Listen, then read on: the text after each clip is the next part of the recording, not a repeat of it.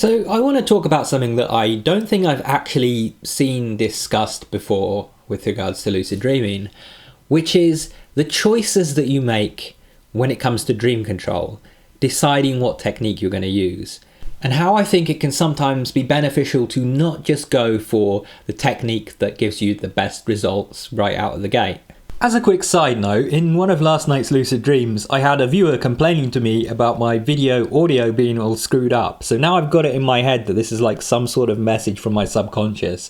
So guys, can you tell me if the audio sounds good to you guys? Also, as usual, this video is sponsored by you guys. So if you'd like to get a complete book on lucid dreaming, or if you'd like to support what I do with these videos, then check out the Lucid Dream book, link in the top right hand corner, on screen, or down in the description below. Right, so where was I going with what I said at the start of the video? How you might not always want to pick a technique for dream control based on how effective it is for you initially. Well, it all boils down to one thing, and that is the fact that the efficacy of your different dream control techniques is going to evolve over time. I think this is something that gets pretty much no amount of discussion, or at least very little discussion. I've not seen much in the way of people talking about this. But because our subconscious plays such a strong role in how well a technique is going to work for us or not, that means that just like our subconscious ideas and beliefs evolve over time, so does the efficacy of the techniques that depend on them. Now, I've actually talked about how this can happen in a bad way before on this channel. You may or may not, if you've been around here for a longer time, know that I used to struggle massively with the duration of my lucid dreams.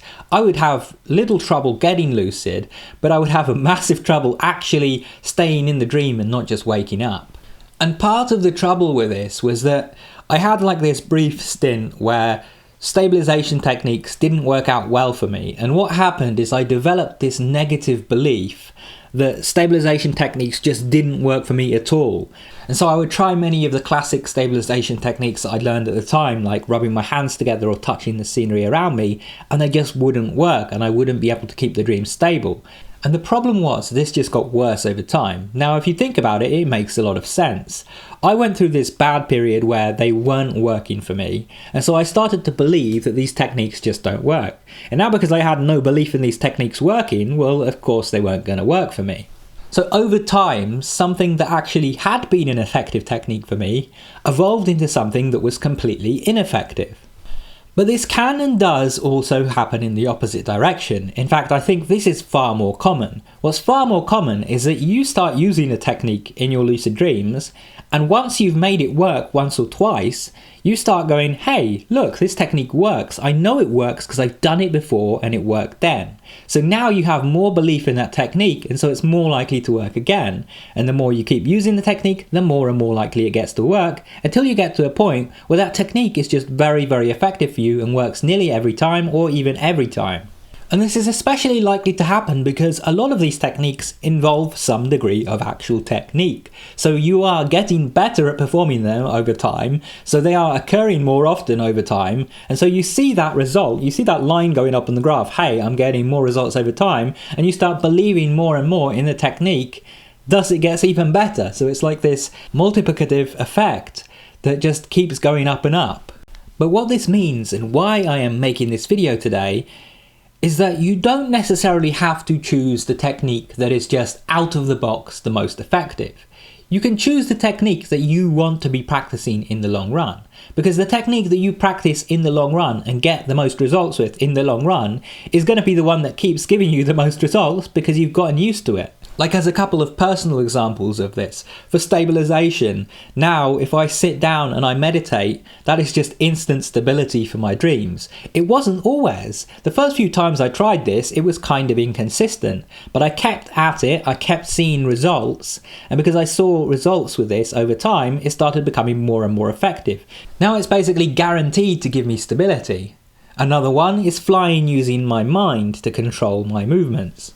When I first tried it, not only was it hard to do, but it was just a little bit inconsistent. Sometimes it would work, other times it would inexplicably not work, even though I was doing the exact same thing.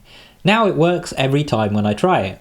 And I am honestly glad that I chose to use those two techniques for those two particular things, because I like those two techniques.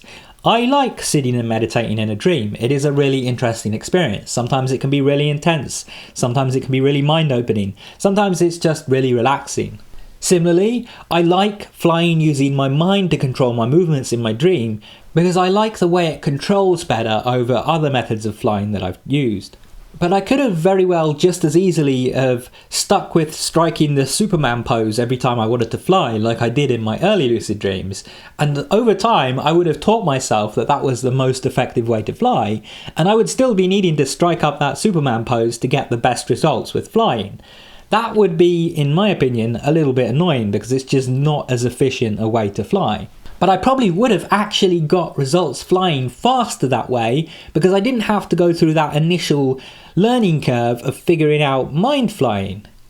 So if I did actually pick the techniques that worked the best for me at the beginning, I would be striking the Superman pose today every time when I flew. But instead I chose something that I liked more, even though it was more difficult, and I learned over time to turn that into something that was just as easy as the other technique that I'd started with. In fact, I'd argue that these days it's much easier. So I think it's a good idea to think about that with your own techniques. Think about what you actually want to be doing when you spawn an item. Think about what you want to be doing to fly. Think about how you want to stabilize your dreams. What is the technique that you want to keep going back to again and again? Now, that doesn't mean that you can't learn multiple, that's perfectly fine, but choose ones that are actually things that you want to be doing long term, because the more that you use them, the more success that you get with them, the more effective they're going to become. So those techniques that you actually start with and keep using are going to be the ones that give you the best results years down the line.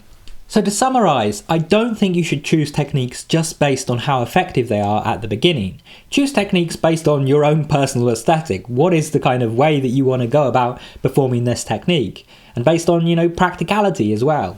Am I always going to be able to spawn items by making them come out of my pocket? Maybe I don't have pockets on this particular set of jeans. So maybe I learn a more universal technique that will work wherever I am. I hope you get the idea and I hope you found this video helpful.